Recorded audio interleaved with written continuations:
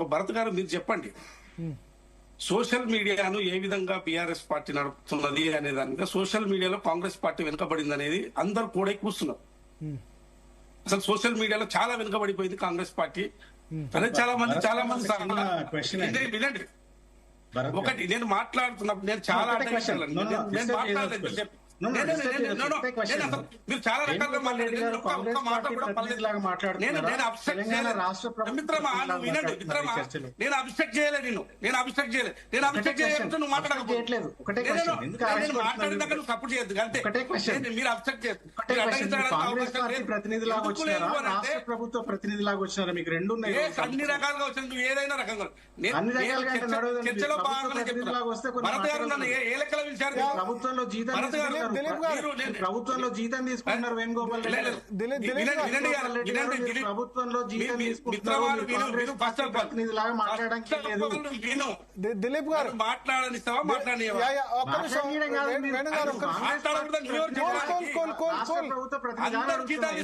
ఆవేశపడుతున్నారు దిలీప్ గారు. దిలీప్ గారు మళ్ళీ అవకాశం ఇస్తాం. ఎందుకు మీరు ఒక్కటే చెప్పండి. నన్ను దిలీప్ గారు మీరు రాష్ట్ర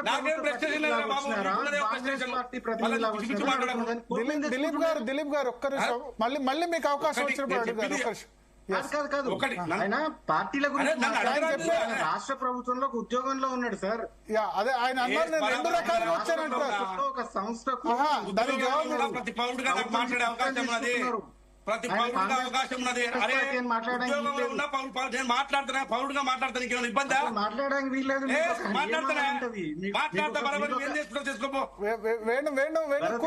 మాట్లాడితే ఏం చేస్తున్నా? చర్చకు పిలిచిన గెస్ట్ల పట్ల ఎట్లేదేనా?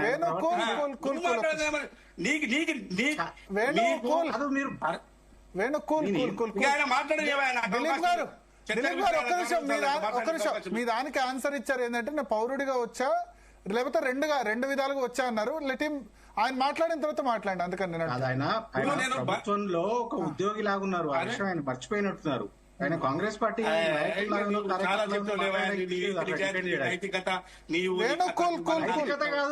రూల్ కాదు. ఒకటి నేను మాట్లాడినాక నేను అందుకోసమే మీరు మాట్లాడుతున్నంత సేపు నేను సపోర్ట్ చేయలేదు. దిలీప్ గారు ఆయన దిలీప్ గారు మీకు సమాధానం ఇస్తున్నారు. దిలీప్ గారు ఆయన మాట్లాడిన తర్వాత మీరు రేజ్ చేయండి. తర్వాత అవకాశం ఇస్తాం. కాంగ్రెస్ పార్టీ ఏం చేస్తుందో చెప్పిండు, బీఆర్ఎస్ పార్టీ ఏం చేసి చెప్తుండ్రు. ఆయన ఒక న్యూట్రల్ గా ఒక పద్ధతిగా చెప్పిండు. దాన్ని నేను స్వీకరించిన. సో మీరు వన్ సైడ్ గా మీరు చెప్పదలుచుకున్నారు చెప్పారు. ఒకటి నేను పౌరుడుగా ఒక టీసాట్ సిఇఓగా నేను మాట్లాడతా, మీరు వినండి. అదే చెప్తున్నా. నేను ఏది మాట్లాడుతున్నా, నువ్వు మాట్లాడొద్దు, నువ్వు చేయవు. నీవు ఇక్కడనే తెలిసిపోతుంది మీ భావాలు, మీ భావజాలము. అదండి మీరు ఎందుకంటే నేను సమాధానం చెప్తే విను. ప్రభుత్వంలో ప్రతి ఒక్కరు ఉంటారండి. అరే అది గుర్తు చేస్తున్నారు. భరత్ గారు మీరు చెప్పండి.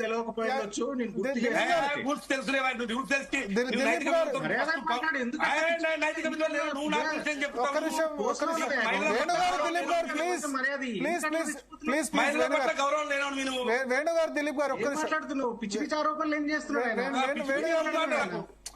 దిలీప్ గారు? కోల్ వద్దు, వ్యక్తిగతంగా వద్దు. ఎందుకు మాట్లాడుతున్నాడు? అట్లా మాట్లాడొద్దు అని చెప్తున్నా అంతే. ఓకే వేణు మీరు సబ్జెక్ట్ రండి. ఓకే ఇప్పుడు దిలీప్ గారు మాట్లాడిన అంశాల మీద నేను మాట్లాడదలుచుకున్నాను. చెప్పండి. ఒకటి, ప్రభుత్వము ఆ ప్రభుత్వం అయితే చేసింది, ఈ ప్రభుత్వం అయితే చేసింది అంటే గతంలో ప్రభుత్వంలో మాట్లాడే పరిస్థితి ఉన్నదా అండి? మాట్లాడే పరిస్థితి ఉన్నదా?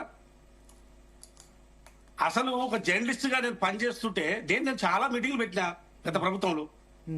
ఎప్పుడైనా నా అబ్యూజ్ గా మాట్లాడినా? నా గత ప్రభుత్వం నా మీద కేసులు పెట్టినట్టు నేను చేస్తున్నానా? తెలంగాణ జర్నలిస్ట్ అధ్యయన వేదిక చాలా అంశాల మీద పెట్టినా. ఏ అంశం మీద పెట్టాలి? ప్రజలకు సంబంధించిన అంశాల మీద పెట్టినాము.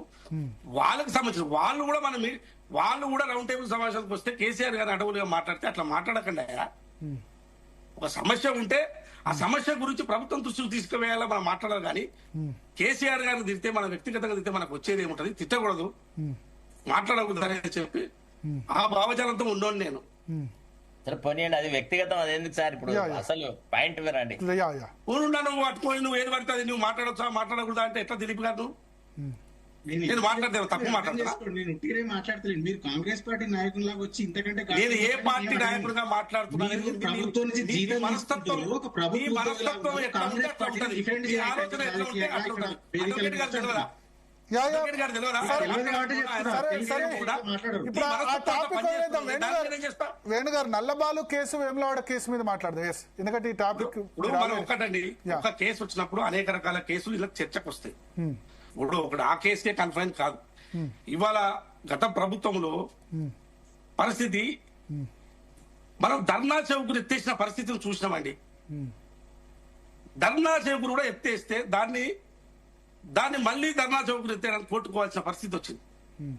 ఈ ప్రపంచంలో, ఈ స్వతంత్ర భారతదేశంలో ధర్నా చౌకులు ఎత్తేసి ధర్నా చేయకూడదని నిషేధించిన ప్రభుత్వాలు ఉన్నాయా? లేవు కదా. కానీ అందుకనే వాళ్ళు ఓడిపోయారు. రకరకాల కేసులు, రకరకాల కేసులు వినండి భరత్ గారు, నేను చెప్తుంటే మీరు వాళ్ళు చెప్తున్నంత సేపు మంచిగా విన్నారు.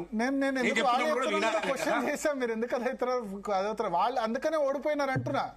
ఓడిపోతే ఓటమి గెలుపులు అనేది సహజం అబ్బా. ఓటమి గెలుపుల గురించి నేను కూడా మాట్లాడుతున్నాను. రేవంత్ రెడ్డి ప్రభుత్వం పోవచ్చు, ఈ ప్రభుత్వం మళ్ళీ ఉండొచ్చు, ఈ ప్రభుత్వం దాని గురించి ఇచ్చిపెట్టండి. ప్రజలు పాలన మంచిగా చేస్తే తీర్పులు ఇస్తుంటారు, దాంట్లో సందేహం లేదు. సో మీరు ఒక అంశాన్ని పట్టుకొని పదే పదే మాట్లాడి, మీరు ఆ రోజు పరిస్థితుల్లో ఒక జర్నలిస్టులు ఏదైనా నిజంగా ఒక 10 ఏళ్ళు 20 ఏళ్ళు జర్నలిజంలో ఉన్న వాళ్ళు ఏదైనా మాట్లాడితే వాళ్ళు తీసుకుపోయి జైల్లో వేసిన పరిస్థితులు ఉన్నాయి. కోదండరామ్ గారు ఏం చేశారు? ఇంతకుముందు అడ్వకేట్ గారు చాలా మంచిగా చెప్పారు.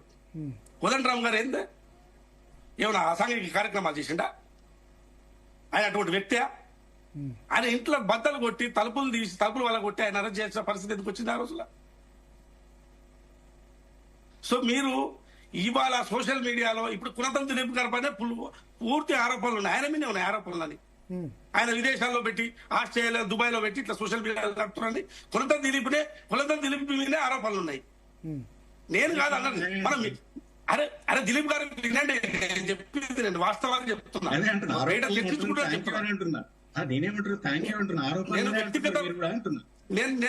నేను వ్యక్తిగతంగా మిమ్మల్ని ఆరోపిస్తలేదు. మా మీడియా సర్కిల్లో మొత్తం చర్చిస్తున్నది సోషల్ మీడియాను మొత్తం కంపు పట్టిస్తున్నది మొత్తం కొంత దిలిపే అని చెప్తున్నారు.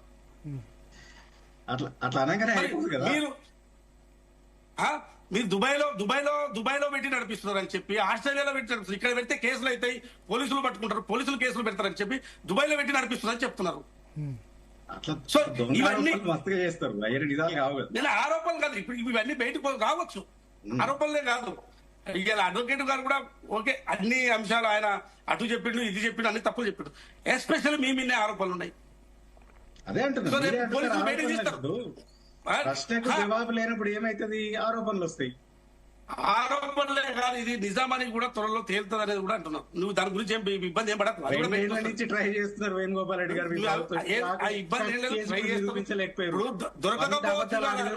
దొరకకపోవచ్చు. కనీసం కేసు పెడితే ఛార్జ్ షీట్ చేసే దమ్ము లేదు మీ ప్రభుత్వానికి. 20 నెలల నుంచి ఒక్క ఛార్జ్ షీట్ వేయలేకపోయినారు. ఒకటి మీ దగ్గర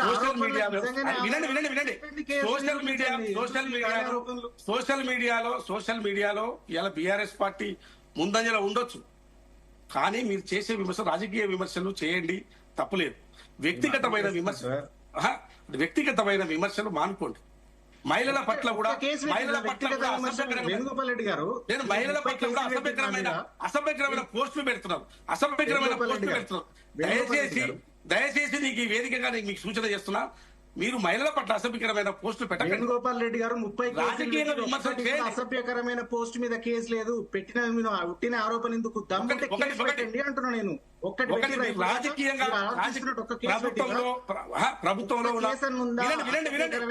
ప్రభుత్వంలో ఉన్న లోపాల మీద చెప్పండి. ప్రభుత్వంలో ఉన్న వ్యవస్థలో ఎవరైనా అధికారులు సరిగా పనిచేయకపోతే అటువంటి అంశాల మీద తెర మీదకి తేడు. కానీ వ్యక్తులను అననం చేసే విధంగా ఈ పోస్టులు పెట్టడం వల్ల నేనేమంటే అక్కడ ఉన్న బీఆర్ఎస్ నాయకుల మర్యాద పోతుంది, ఇటు కాంగ్రెస్ పార్టీలో ఉన్న నాయకుల మర్యాద పోతుంది. మీరు ఫైనల్ గా మీరు ఏం చేస్తున్నారంటే నేను చెప్తున్నాను అంటే ఎనీ రాజకీయ పార్టీ ఈవెన్ కాంగ్రెస్ అయినా ఈవెన్ బీఆర్ఎస్ అయినా ఫైనల్ గా మీరు ఏం చేస్తున్నారంటే ఆ పోస్టుల వల్ల మీరు కేసీఆర్ ని కూడా అడ్డగోలుగా చిట్టించే ప్రయత్నాలు జరుగుతున్నాయి. ఒకవేళ సపోజ్ మీరు ఎవరో కాంగ్రెస్ నాయకుడి గురించి పెట్టారనుకోండి, సపోజ్ మీరు ఇద్దరు ఊరుకుంటారా అండి? అవతల కేసీఆర్ ని అడ్డగోలుగా తిడతారు, కేటీఆర్ ని అడ్డగోలుగా తిడతారు. మీరు చేస్తున్న ప్రయోగాలన్నీ కూడా వారి సభ్యులను వారిని హననం చేసే విధంగా ఈ విధంగా మీరు అందుకోసమే ఇన్స్టిగేట్ చేసే పోస్టింగ్లు పెట్టకండి. సో కాబట్టి ఇవాళ ఇలా మీరు అంటున్నప్పుడు తొలి వెలుగు రఘును ఎన్నిసార్లు చేయలేసారు మీరు? ఆ ప్రభుత్వం ఎన్నిసార్లు చేయలేసారు? మీరంటే మీరు కదా ఆ ప్రభుత్వం.